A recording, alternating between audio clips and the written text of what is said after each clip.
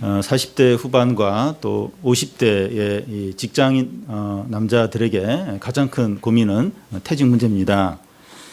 퇴직을 한 후에 이제 새로운 직장에 들어가거나 새로운 사업을 하는 것이 두려움입니다. 나이가 들면 들수록 이 변화와 이 도전을 하는 것이 쉽지 않습니다.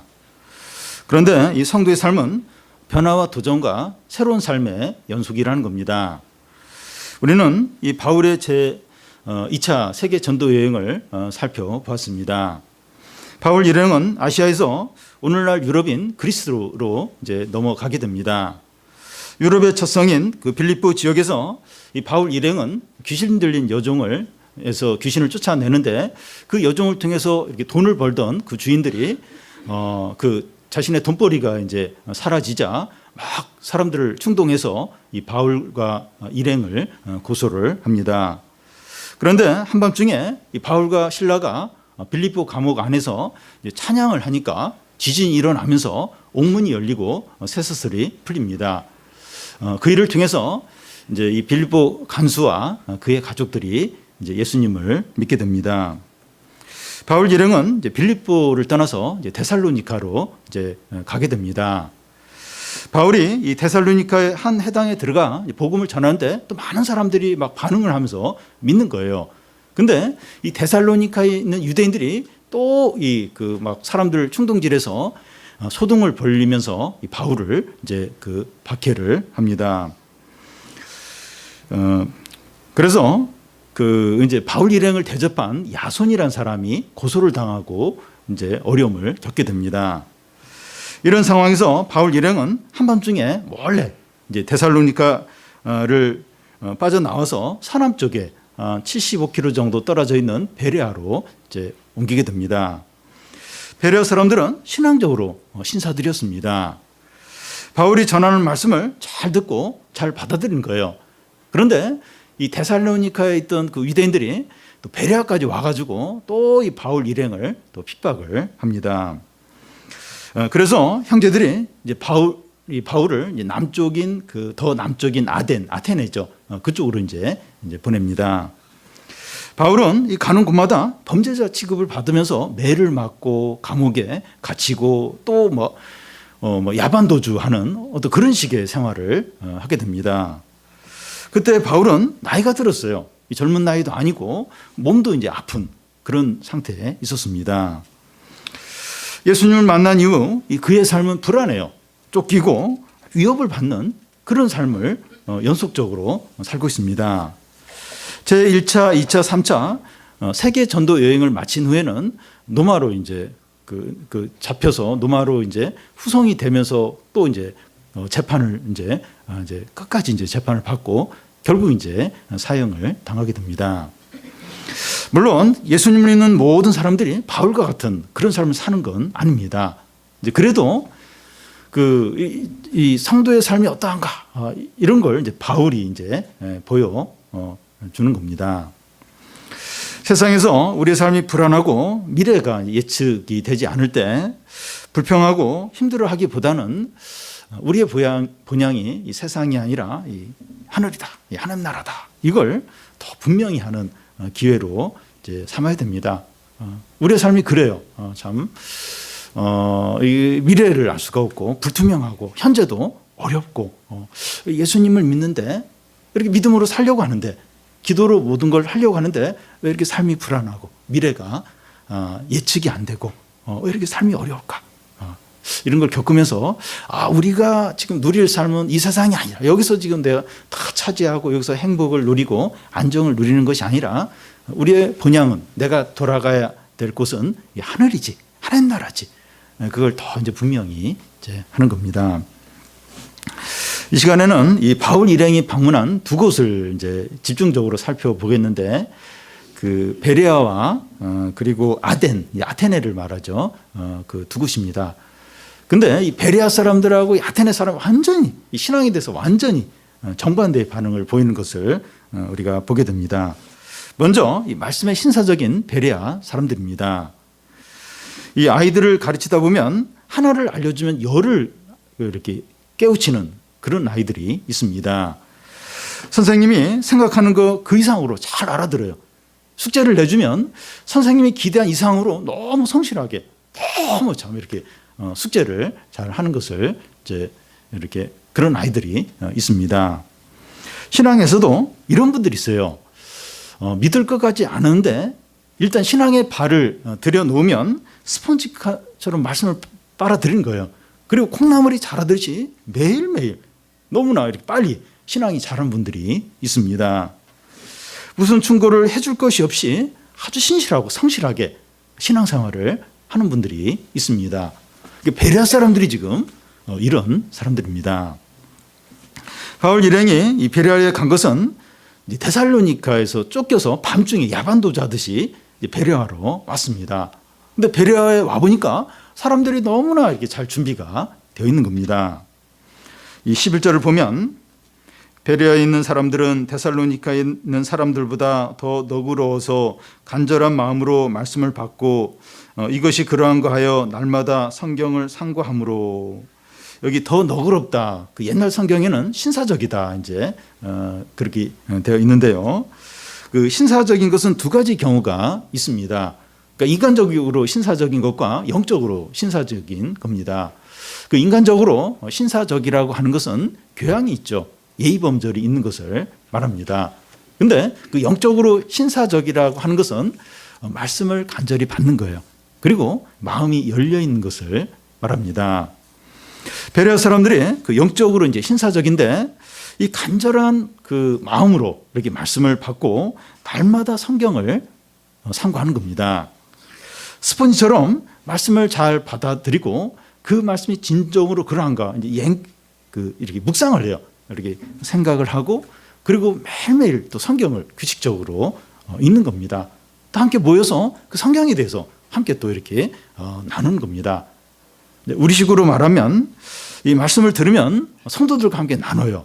모임에서 함께 그 말씀 가지고 나누고 또 그 말씀을 적용해서 살고 또 그 말씀을 붙들고 기도를 이제 하는 거죠.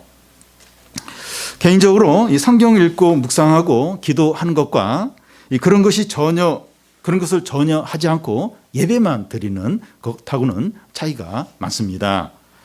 이것은 마치 스스로 공부하는 시간을 갖는 학생과 그냥 수업만 듣고 그냥 공부를 전혀 하지 않는 학생의 차이와 같아요. 그러니까 성적 차이가 많이 나죠. 아니, 똑같이 그 수업을 받고 똑같이 학교 다니는데 왜 이렇게 성적 차이가 많이 나는가? 그러니까 어떤 학생은 이제 그 수업을 듣고 나서 개인적으로 하는 거예요. 또 열심히 하는 애가 있고 어느 학생은 안 해요. 수업 시간도 제대로 안 들어요. 그러니까 이제 성적 차이가 많이 이제 날 수밖에 없는 거죠. 여러분, 진정으로 거듭난 자라면 일주일에 한 번 예배 드리는 것만으로는 충분하지 않습니다. 영적인 굶주림과 갈증이 있기 때문에 이 말씀을 읽지 못하고 듣지 못하고 기도하지 않았을 때 어떤 답답함이 있다는 겁니다. 성도는 의에 줄이고 목마른 자들입니다.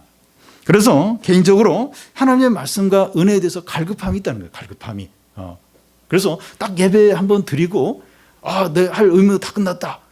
이러면서 그냥 다른 것에 이렇게 관심을 갖고 다른 것에 이렇게 빠져서 그렇게 지낼 수가 없다는 겁니다. 진정한 이렇게 성도라면 그리스도인이라면 갈급함이 있다는 거예요.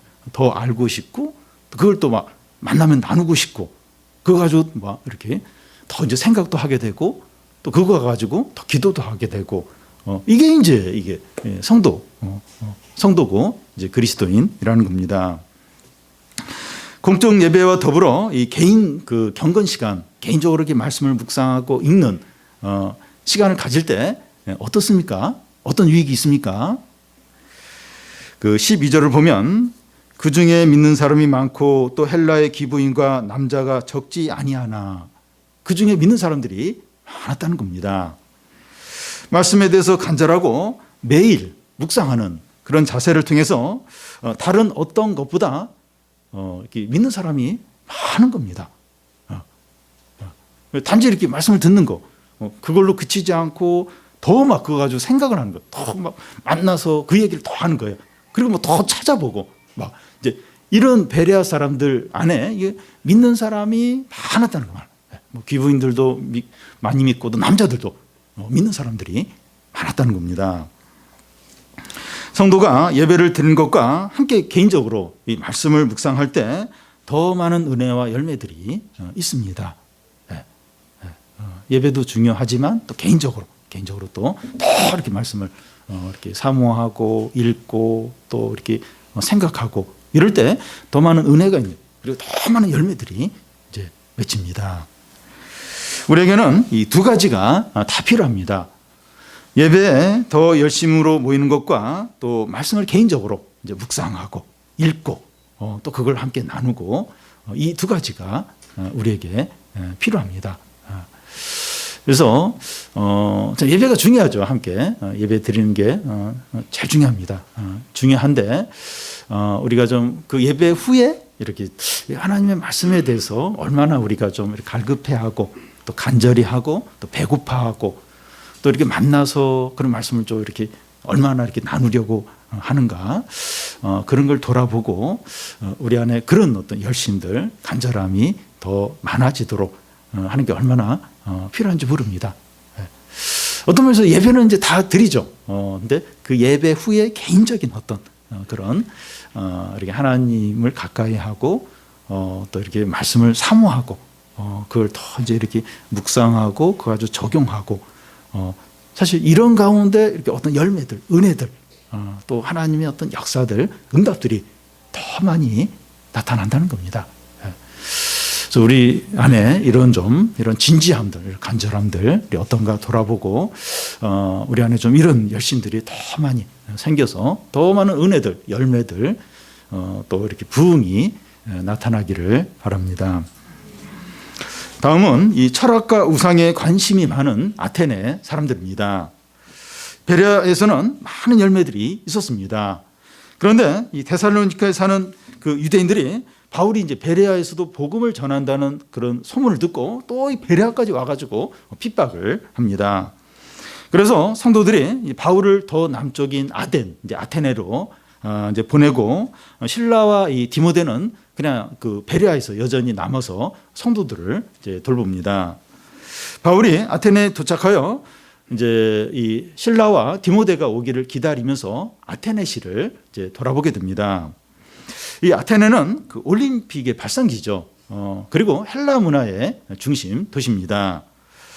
BC 5세기부터 그 이 아테네가 유명했는데 소크라테스, 플라톤, 아리스토텔레스를 중심으로 엄청난 어떤 철학과 학문을 발달시킨 곳입니다.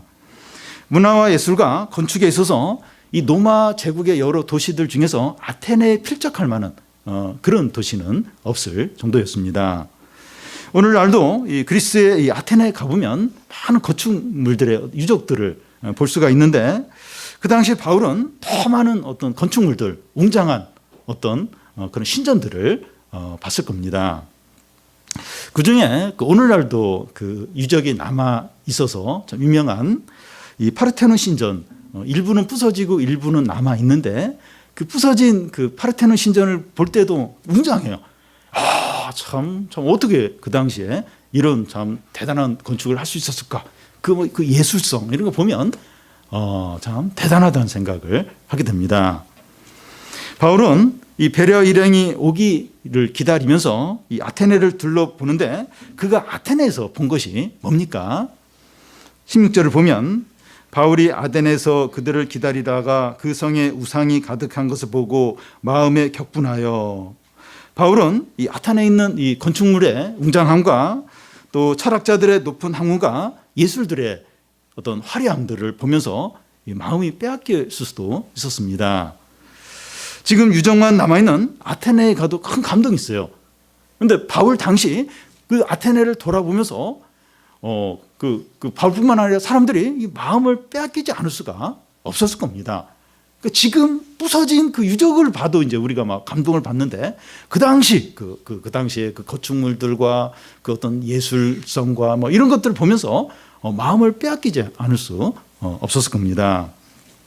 그런데 이 바울은 이 아테네를 돌아보면서 무엇을 보았다고 합니까?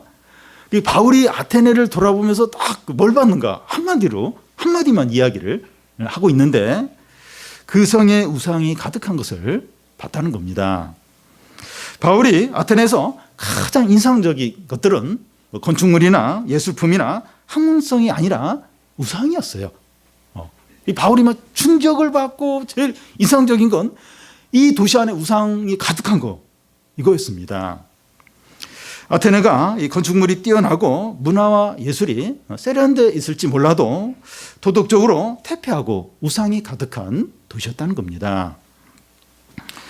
이 성도는 이 자기가 사는 도시를 어떤 시각으로 보느냐 하는 것이 중요합니다. 이 창세기에 보면 이제 롯이 머물고 있는 이제 소돔성이 어떠한가 하는 것이 성경에는 딱 한 장면만 보여줍니다. 천사가 롯의 집에 방문했을 때 이 소돔성에 있는 남녀노소가 다 롯의 집에 모여서 그 너희 집에 온 그 사람 끌어내라, 우리가 성관계 가져야겠다, 이런 장면이 나오고 나서 천사가 이 소돔성이 멸망할 것을 이야기를 이제 하게 됩니다. 그러니까 소돔성이 여러 가지로 참 그러니까 문명 도시였죠, 그 당시에. 그래서 뭐 여러 가지 뭐 대단한 참 훌륭한 그리고 다른 도시보다 앞서가는 그런 게 많이 있었을 거예요.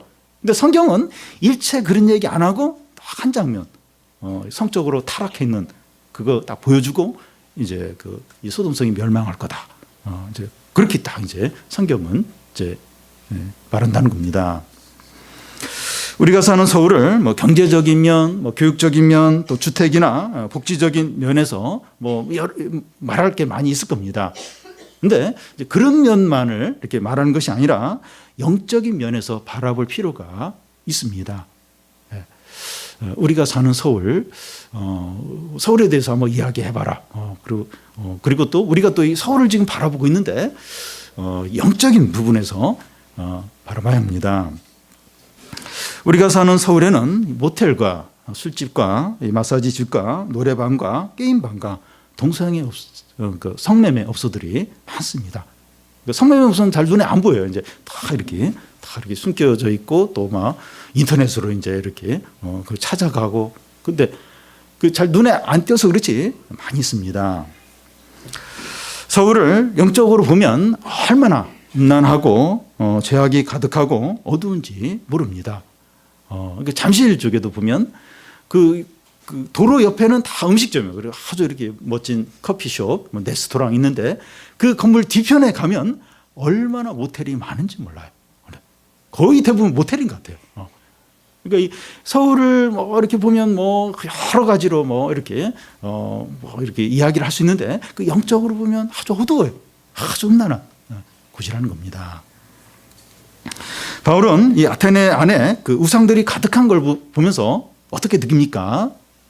16절 끝에 보면 마음에 격분하여. 그래서 격분하여라고 하는 것은 이 발작하고 기절하는 것을 말합니다. 그러니까 이 바울은 이 아테네 도시의 이 우상들을 보면서 발작을 하는 거예요. 막 기절할 듯이. 그러면서 막 기절할 듯이 막 그러면서 충격을 받고 놀래고 막 그랬다는 겁니다. 마음이 격렬하게 요동치는 것을 말합니다. 이것에 대해 이 성경의 어떤 적절한 예, 이렇게 격분하는 거, 이 적절한 예를 이제 들면 이스라엘 백성이 가나안에 들어오기 전에 모압 평지에서 잠시 머물게 되는데 그 모압 사람들이 이스라엘 백성들 유혹을 해요. 그래서 바알에게 제사 드리고 성적인 유혹을 하게 되는데, 그래서 이스라엘 백성들이 많이 이 모압 여인, 그 미디안 여인들과 음행을 이제 하게 됩니다. 그 중에 그 이스라엘 한 족장이 모압 여인을 데리고 자기 그 장막으로 들어가는 것을 비나스가 보고 따라 들어가서 두 사람을 창으로 하나를 만들어 버리게 됩니다. 이것이 하나님의 질투심이죠. 바울이 지금 아테네에서 막 이 우상들을 보면서 격분하는 것은 하나님의 지금 질투심을 가지고 지금 격분을 하고 있는 겁니다. 여러분, 질투라고 하는 것은 이 부부 관계에서 아내가 자기 남편보다 다른 남자를 이렇게 더 잘해주고 친절하고 뭐 과잉으로 막 할 때 남편이 질투를 하게 됩니다. 사람들이 우상 숭배할 때 하나님이 질투심을 느끼는 이유는 하나님께 돌아갈 어떤 영광과 이 찬양을 다른 것에게 돌리기 때문입니다. 이 우상이라고 하는 것은 하나님이 있어야 할 자리에 앉아 있는 모든 것이 우상입니다. 그러니까 하나님이 있어야 할 자리가 있어요. 하나님이 거기 딱 계셔야 됩니다. 그런데 그 자리에 다른 것을 두는 거, 다른 게 앉아 있을 때 그게 다 이제 우상입니다. 그것이 뭐 성공이나 뭐 부나 세상 재미나 또 성적인 유혹이나 높은 연봉이나 안정된 직장이나 취미 생활이나 자기 자녀나 자기 자신이 될 수가 있어요. 그 하나님이 앉아 있을 자리는 제일 첫 번째 자리죠. 제일 우선적인 자리인데 거기에 이렇게 다른 것이 딱 앉아 있을 때 그게 이제 우상이 되는 겁니다. 오늘날 이 성도들의 문제는 우상 숭배하는 것도 문제이지만 이 우상 숭배에 대해서 격분하지 않는 게 문제입니다. 피네아스 같은 하나님의 열심을 가진 사람이 없는 겁니다. 하나님은 우리가 뭘 하나님 위해서 하기 전에 제일 먼저 우리에게 요구하시는 것이 기드온에게 이제 요구한 것과 같은데, 기드온이 이제 미디안과 전쟁을 하기 전에 하나님이 기드온에게 요구한 게 너희 집에 있는 그 바알 신상, 아세라 신상을 다 때려부시라고 그걸 이제 명령을 하게 됩니다. 그래서 이제 이 기드온이 밤에 이제 그 자기 집에 있는 그 아버지가 아마 세운 걸 텐데 그 바알과 아세라 신상을 다 없애요. 그러고 나서 이제 기드온에게 어떤 별명이 붙는가 하면 여룻바알이라, 그 바알과 싸운 자다, 원수가 된 자다, 그런 별명을 갖게 됩니다. 그래서 우리에게 제일 이렇게 필요한 게 뭔가 하면 이 여룻바알처럼 이렇게 이 우상과 이렇게 싸운 자, 우상과 원수된 자, 그런 어떤 그런 별명, 이제 그런 사람이 되는 게 우리가 얼마나 필요한지 이제 모릅니다.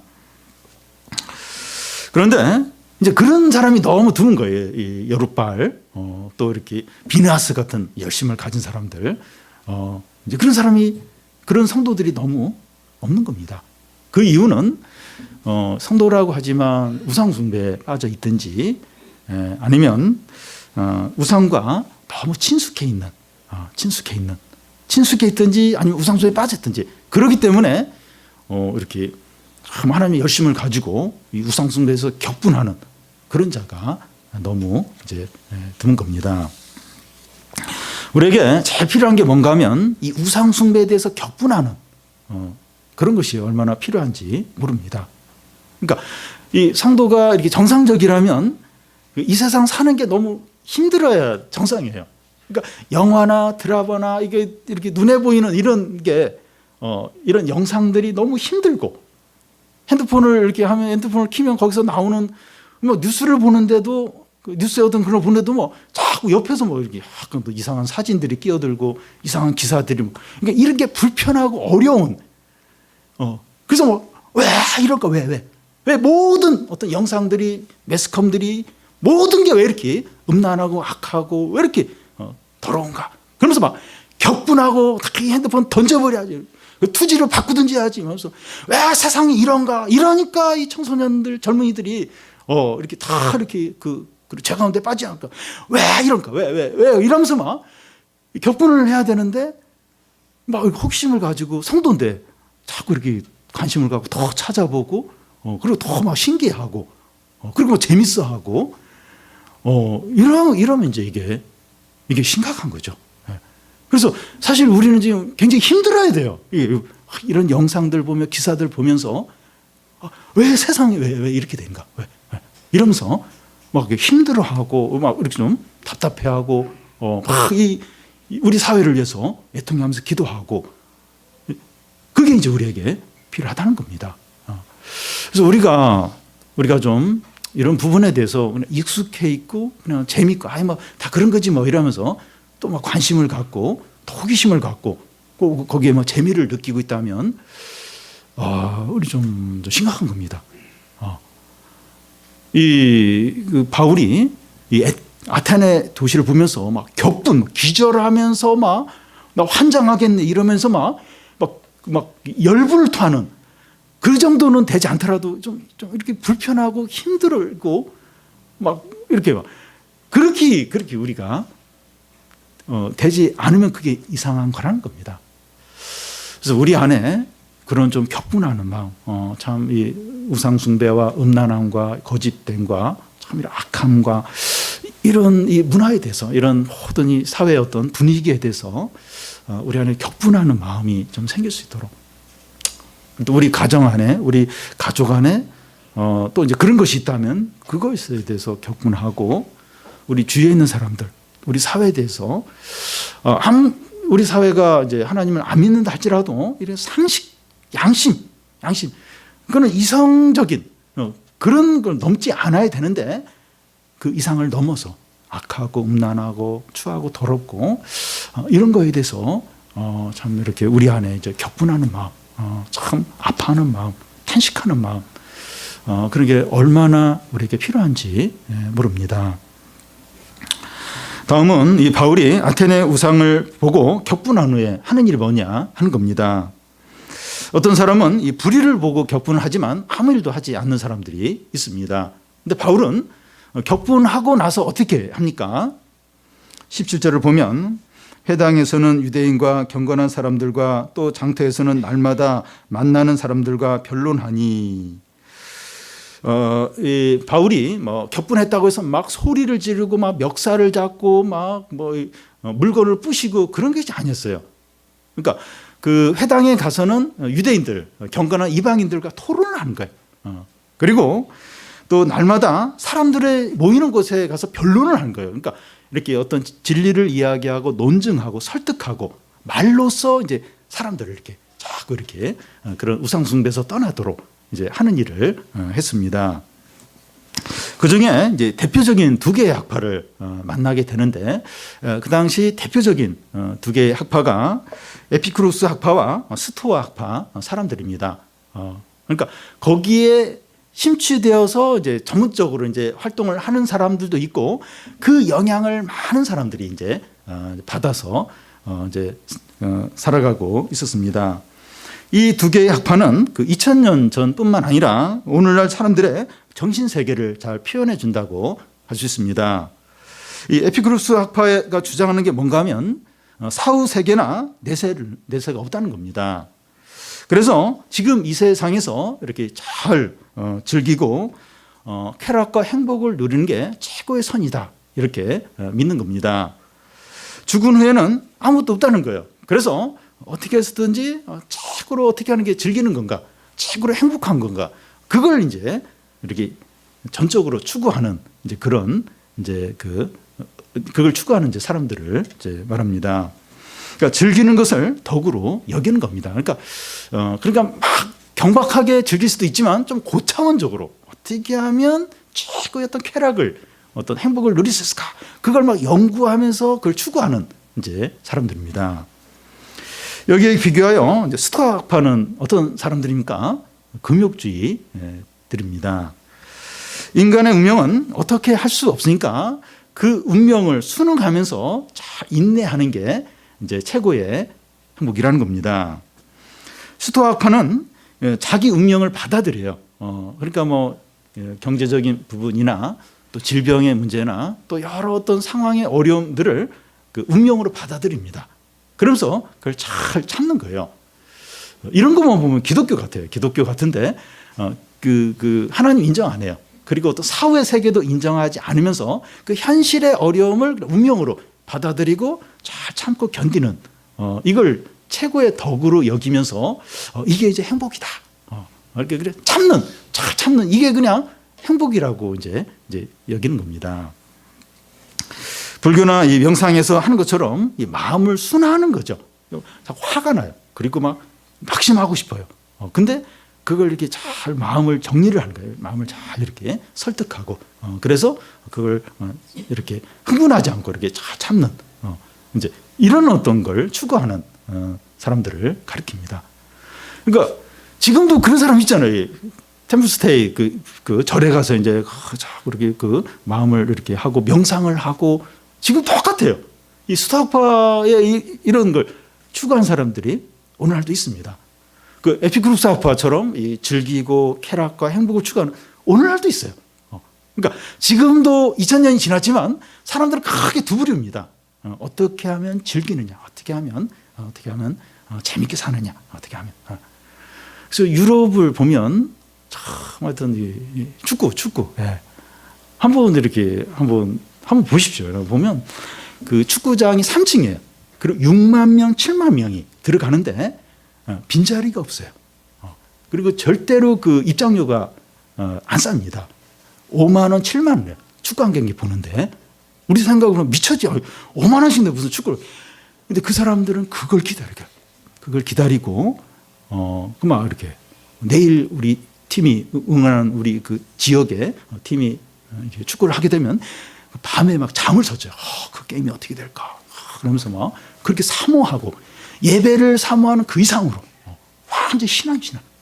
스포츠와 또 뭐 영화나 여러 어떤 쾌락에 이게 이제 종교죠, 종교고 그게 신앙이고 그 즐기는 그게 모든 것이고 또 한 부류에서는 이제 그런 어려움들, 고난들 참 인생이 참 힘든 게 많은데 잘 인내하고 화내지 않고 낙심하지 않고 잘 견디는 거예요. 명상하고 이렇게 자꾸 이렇게 마인드 컨트롤하고 또 이렇게 뭐 이렇게 하면서 그걸 이제 최고의 덕으로 이제 여기는 겁니다. 하나님 없어요. 하나님 안 믿어요. 뭐 사회 세계 이런 거 안 믿습니다.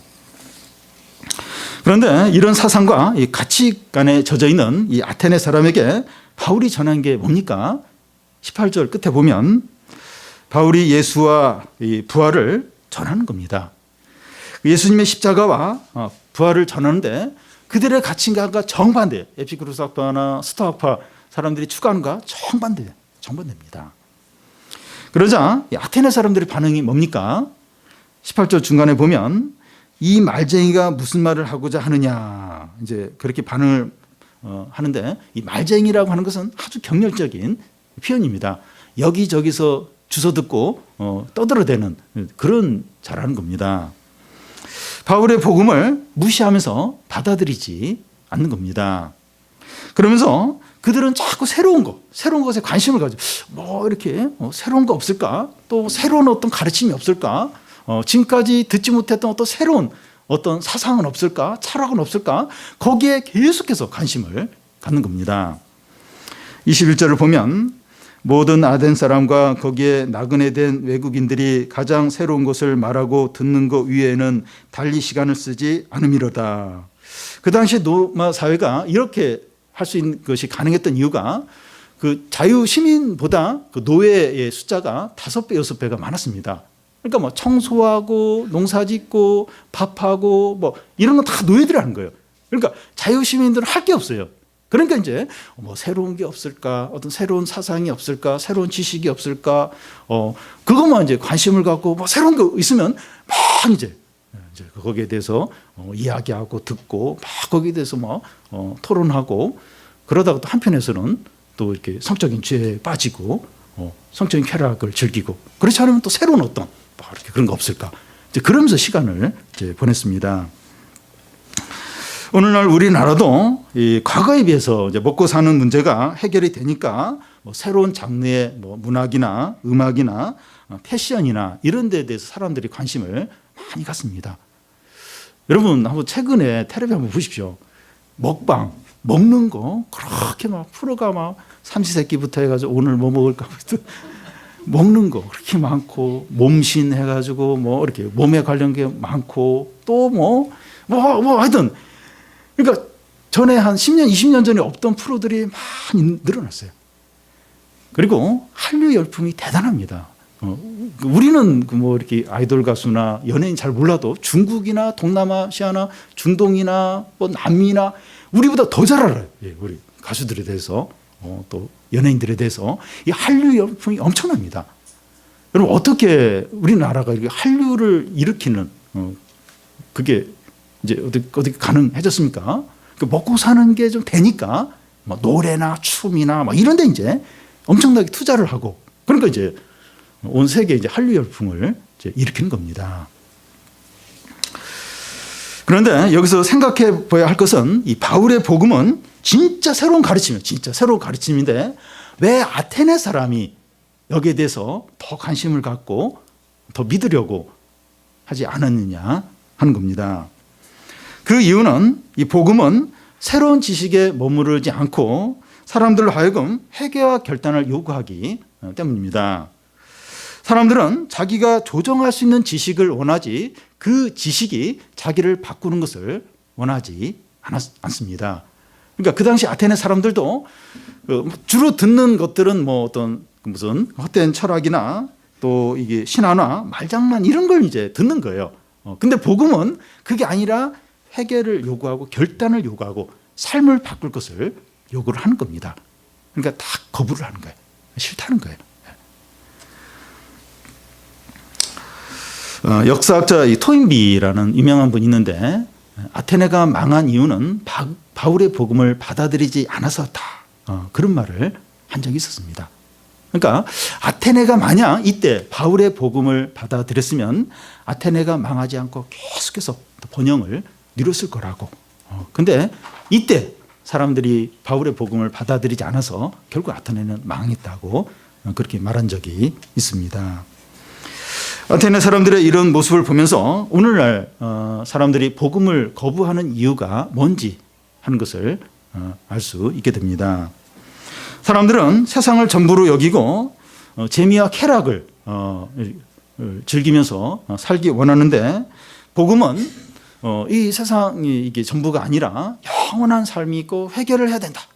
그렇게 이제 말씀을 하는 겁니다. 그러니까 세상 사람들은 그냥 이 쾌락과 어떤 행복을 열심히 추구하든지 아니면 어렵고 힘든 거 그냥 인내하든. 그래서 좀 이렇게 마음을 잘 추스려서 이제 이렇게 살든지 둘 중에 하나예요. 근데 복음은 영원한 삶이 있고 회개를 해야 되고 하나님의 심판이 있고 그 얘기를 하니까 싫은 거예요. 쾌락도 아니고 그냥 내가 내 자신을 잘 이렇게 인내해서 그냥 어려움 그냥 견뎌내고 또 내가 주인이 돼서 살고 싶은데 그게 아니라 하나님을 경배해야 되고 하나님의 주권을 인정해야 되고 예수를 믿어야 되고 영원한 삶을 이렇게 바라봐야 되고 싫은 겁니다. 사람들은 이 망하는 길을 가면서도 자신의 삶을 바꾸고 싶어 하지 않습니다. 이 쾌락과 이 행복을 추구하는 삶의 그 마지막이 어떠하고 그리고 하나님 없이 그냥 인내하고 성실하게 사는 그 마지막이 어떠하고 그런 이야기를 들어도 바꾸고 싶어 하지 않아요. 뭐 어떻게 됐든지 나는 그냥 내가 원하는 대로 살겠다 하면서 지금도 많은 사람들이 복음을 거부하고 믿지 않고 있는 겁니다. 다음은 바울이 아테네 사람들의 우상 숭배를 보면서 격분을 했으며 사람들을 만난 대로 토론을 했습니다. 그러면 바울이 진정으로 말하고자 하는 게 뭡니까? 그들에게 어떤 설교를 이제 하고 있습니까? 아테네 사람들은 바울을 아레오바고로 끌고 가서 그가 하는 말을 더 듣고자 합니다. 아레오바고는 그 당시에 이렇게 어떤 종교적인 토론을 하는 그런 이제 공적인 장소입니다. 바울은 아레오바고에 서서 이제 그 말을 하기 시작하는데 그가 어떤 설교를 합니까? 그 23절을 보면 내가 두루 다니며 너희가 위하는 것을 보다가 알지 못하는 신에게라고 새긴 단을 보았으니 그런즉 너희가 알지 못하고 위하는 그것을 내가 너희에게 알게 하리라. 바울이 아테네를 돌아보다가 신들의 많은 어떤 제단들을 보게 되는데 그 중에 그 알지 못하는 신에게라고 쓴 그 제단을 이제 보게 됩니다. 바울은 이것을 이제 접촉점으로 해서 이제 설교를 이제 시작하는데 이 알지 못하는 신이라는 제단은 이 아테네 사람들이 그 신에 대한 가장 솔직한 표현이라고 볼 수가 있습니다. 아테네 사람들 안에 종교심이 많았어요. 그리스 로마 이런 신화 뭐 이런 것들도 막 지어서 신에 대해서 이야기를 많이 했습니다. 그런데 그들이 이제 신을 찾고 신을 알기를 원하지만 신을 알 수가 없다는 거예요. 그러니까 그 알 수 없는 신에게 그런 제단을 만들었는데, 그러니까 그 아테네 사람들이 그 신에 대해서 이렇게 어떤 관심들, 그 신에 대해서 지금 어느 정도 이렇게 알고 있는가? 어떤 그런 걸 잘 나타내 주는 게 그 알 수 없는 신에게라는 그 제단이라는 겁니다. 그래서 바울은 그 아테네 사람들이 알지 못하는 신에 대해서 소개를 이제 해주겠다 하면서 이제 말씀을 전합니다. 24절을 보면 우주와 그 가운데 있는 만물을 지으신 하나님이라고 지금 말합니다.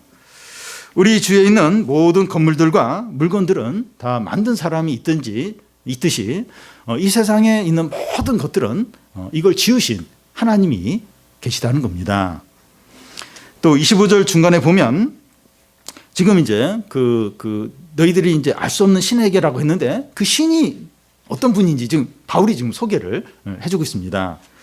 25절 중간에 보면 만민에게 생명과 호흡과 만물을 친히 주시는 이십니다. 그게 바로 그 너희들이 알 수 없는 그 신이라고 하는 그 하나님 이런 분이라고 말합니다. 장난감이 움직이고 자동차가 이렇게 움직이는 것은 사람이 건전지를 넣어 주었든지 휘발유를 주었기 때문입니다. 그와 같이 하나님은 모든 각 사람에게 생명을 주시고 매일 살아가도록 호흡을 주시고 또 사람이 거할 수 있는 만물을 주셨다는 겁니다. 너희들이 지금 살고 있는 이것도 다 하나님이 너희들에게 호흡을 주었기 때문이다. 알 수 없는 신, 그게 바로 이제 하나님이다. 이제 말합니다. 또 26절을 보면 인류의 모든 족속을 한 혈통으로 만드사 온 땅에서 살게 하시고 그들의 연대를 정하시며 거주의 한계를 한정하셨다는 겁니다. 인류를 한 혈통으로 만들었다고 하는 것은 하나님이 아담을 창조하시고 또 모든 사람이 이제 아담에게서 나왔기 때문에 모든 인류가 한 혈통이다 하는 것을 말합니다. 또 하나님이 나라들의 흥망성쇠도 정하시고 나라들의 경계를 정하셨다. 지금 여러 나라가 있지 않냐? 또 여러 나라가 경계로 이렇게 거 있지 않냐? 이거 다 하나님이 이렇게 다 하신 거다. 알 수 없는 신이 바로 이 하나님이다. 이렇게 말합니다. 그런데 아테네 사람들이 이런 하나님에 대해서 잘 모르고 있는 게 뭡니까? 마치 하나님이 사람이 그 손으로 지은 건물에 이렇게 사는 것처럼 그렇게 생각을 하는 겁니다. 그래서 아테네에 많은 신전을 이제 지어 놓은 겁니다. 하나님은 이렇게 크신 분인데 이 아테네 사람들은 하나님이 마치 사람이 집을 지어놓으면 거기에 사는 것처럼 그렇게 생각을 하고 있다는 겁니다. 또 하나님은 부족한 것이 많기 때문에 사람들이 섬겨줘야 된다고 그렇게 생각을 하고 있는 겁니다. 그래서 사람들은 열심히 이제 신전에 가서 제물을 이렇게 바쳐요. 다 이거 신이 이제 먹는 것으로 그렇게 여기면서 그렇게 이제 하고 있는 겁니다. 마치 하나님을 나이 들고 또 병든 그런 할머니, 할아버지, 노인처럼 여기는 거예요. 그래서 자꾸 이렇게 봉양을 해주고 잘 섬겨줘야 되는 분인 것처럼 그렇게 생각을 하고 있었습니다. 그리고 하나님을 금이나 은이나 돌에다 사람의 기술과 고안으로 형상을 새긴 겁니다. 하나님을 그런 형상과 조각으로 이렇게 표현할 수 있다고 그렇게 생각을 이제 하고 있는 겁니다. 그래서 아테네에 많은 신상들, 조각상들이 신을 나타내는 조각들이 많았던 겁니다. 이렇게 하는 것이 다 우상숭배라는 거예요. 우상숭배라는 겁니다. 그러니까 이 아테네 시안의 그런 신전들, 조각들 그렇게 너무나 많은 거예요. 그리고 막 사람들이 계속 가서 거기에 제물을 드리고 이게 다 이제 우상숭배라는 겁니다. 우상숭배는 하나님을 건물이나 형상이나 조각으로 제한을 시키고 사람이 하나님을 통제하고 하나님께 사람에게 의존한 것처럼 이렇게 하는 것이 우상숭배입니다. 우상숭배는 창조주를 사람의 집에 둘 수 있는 것처럼 하는 겁니다.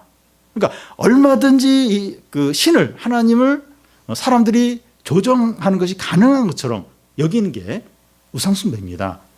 그러니까 아테네 사람들은 그렇게 막 이렇게 신전도 만들고 조각도 만들고 막 제물을 바치면서 얼마든지 우리가 이렇게 신에게 이렇게 잘하면 우리가 신을 조정할 수 있다. 우리가 원하는 걸 받아낼 수 있다.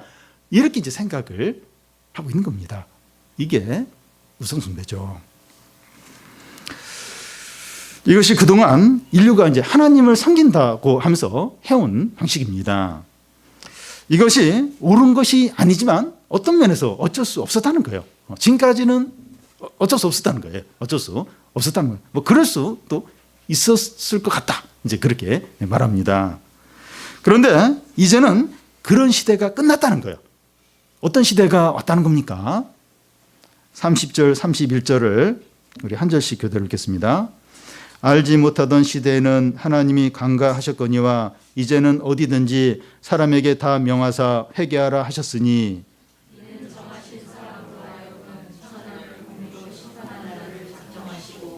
이에 그를 죽은 자 가운데서 다시 살리신 것으로 모든 사람에게 믿을 만한 증거를 주셨음이니라 하니라. 네, 알지 못한 시대라는 것은 예수님의 죽음과 부활이 있기 전을 말합니다.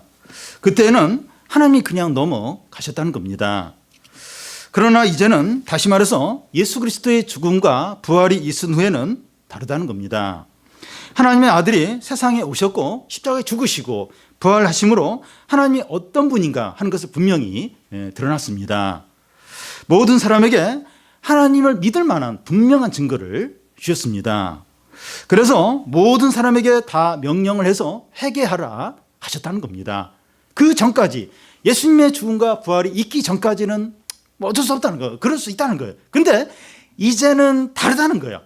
이제는 회개하라는 겁니다. 하나님이 어떤 분인가 분명하게 드러났다는 겁니다.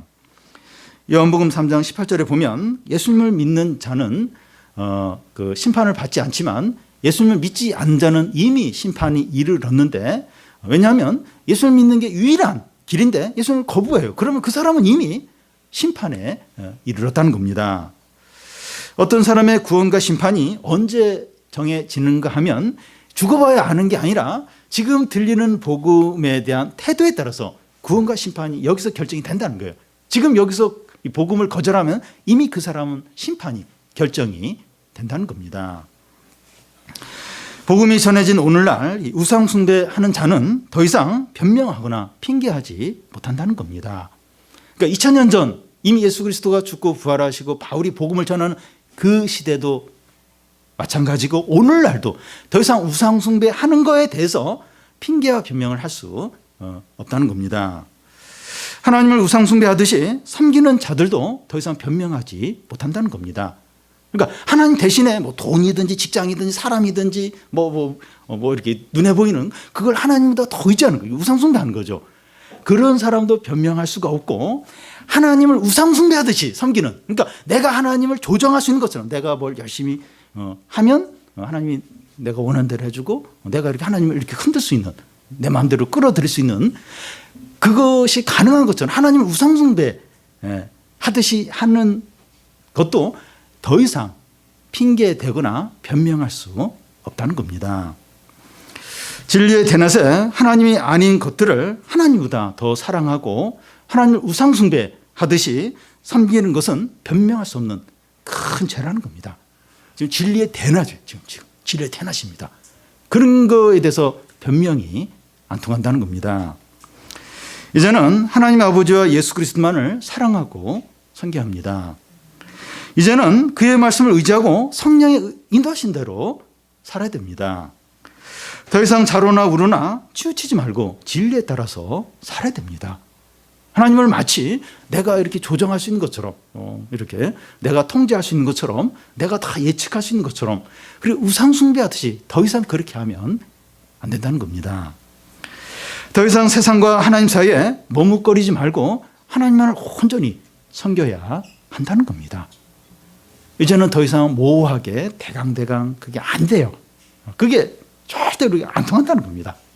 이제는 분명하게 하나님만을 전적으로 사랑하고 그 말씀에 순종하고 그리고 말씀에 따라서 성령으로 우리 하나님을 섬겨야지 이렇게 막 우상숭배하듯이 이렇게 막 내 마음대로 막 안 된다는 거예요.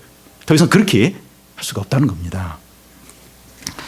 바울이 예수 그리스도의 죽음과 부활에 대해서 말한 후에 그의 설교가 중단되게 됩니다.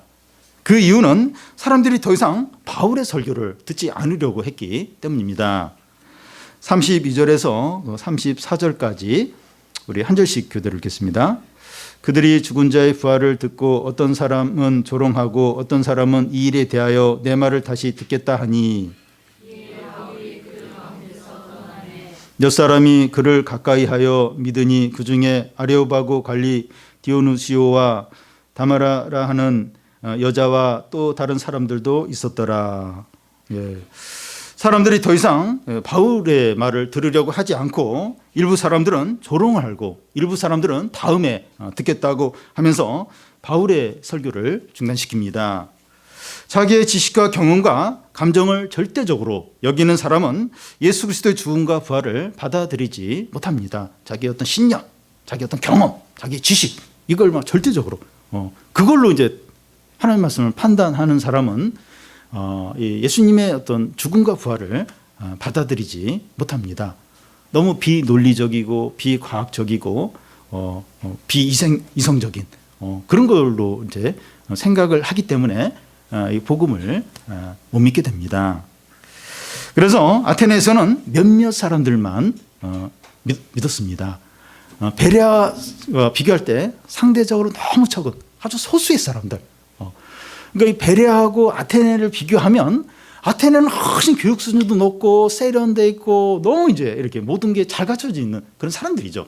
베레아는 어떤 면에서 가난하고 좀 문명의 혜택도 못 받고 좀 이렇게 무식하기도 하고 베레아 사람들은 많이 믿었어요. 많은 믿음의 열매들이 맺혀졌는데 이 아테네에서는 믿는 사람이 소수예요. 너무 똑똑하고 또 너무 아는 것이 많고 어떤 자신의 어떤 신념도 강하고 그러니까 믿는 사람이 몇 명만 있었습니다. 여러분 신앙이라고 하는 것은 그 인간적이거나 이 지적인 것에 달려 있지 않습니다. 어떤 지식, 어떤 어떤 여러 가지 사회적인 어떤 이런 것들, 교양, 어떤 세련된 이런 거에 전혀 달려 있지 않습니다. 오직 마음이 가난하고 겸손하고 간절한 사람이 하나님의 은혜를 받게 됩니다. 베레아 사람들, 아테네 사람들 확 비교가 돼. 가난하고 간절하고 겸손한 사람들이 하나님 은혜를 받고 구원을 받고 하나님 나라를 차지하게 되는 겁니다. 의에 줄이고 목마른 자가 배불러 하나님 은혜로 배부르고 마음이 가난한 자가 하나님 나라를 차지하게 되는 겁니다. 우리 마음이 베레아 사람들처럼 하나님의 말씀을 간절하고 진지하고 겸손하기를 바랍니다. 우리 마음이 진짜 좀 겸손하도록 간절하도록 우리가 사는 것이 아테네 이 도시와 비슷합니다. 너무나 많은 유혹들, 너무나 재미난 것들 많고 이제 그런데 우리가 좀 이런 것들에 대해서 좀 이렇게 좀 격분을 해야 됩니다. 이렇게 더 많은 걸 이렇게 즐기고 보고 그러니까 유혹이 너무 많아요. 너무 이렇게 이 핸드폰이 너무 이제 이렇게 재미있고 그 안에 모든 게 들어 있으니까 자꾸 핸드폰을 이제 찾게 되는데 그래서 절제하도록 그리고 좀 격분을 이렇게 핸드폰을 보면서 좀 화를 내도록 그러면서 던져버릴 거야 이러면서 그래서 그 핸드폰 물론 이제 새 것이 자꾸 나오는데 아주 이렇게 그냥 옛날 거 좀 할 수 있으면 오랫동안 새 거 나왔으니까 또 바로 바꾸고 그러니까 너무 좋은 거예요. 영상도 너무 이렇게 아름답고 너무 편리하고 너무 빠르고 이게 많이 유혹이 됩니다. 유혹이. 그래서 우리가 좀 이 참 많은 우상들 우리 마음을 빼앗고 경건에 유익이 안 돼요. 자꾸 유혹에 빠지고 이렇게 하나님 멀어지게 만들고 그런 것들에 대해서 우리가 좀 격분하다. 격분하고 좀 이런 부분에 절제하고 이런 것과 싸우고 그래서 베레아 사람들처럼 마음이 겸손하고 간절하고 그래서 좀 하나님의 은혜가 임하고 또 많은 열매들이 맺히고 사람들을 살리고 그래서 우리가 좀 그런 믿음의 싸움을 잘 좀 싸우는 그런 성도들이 다 되시기를 바랍니다.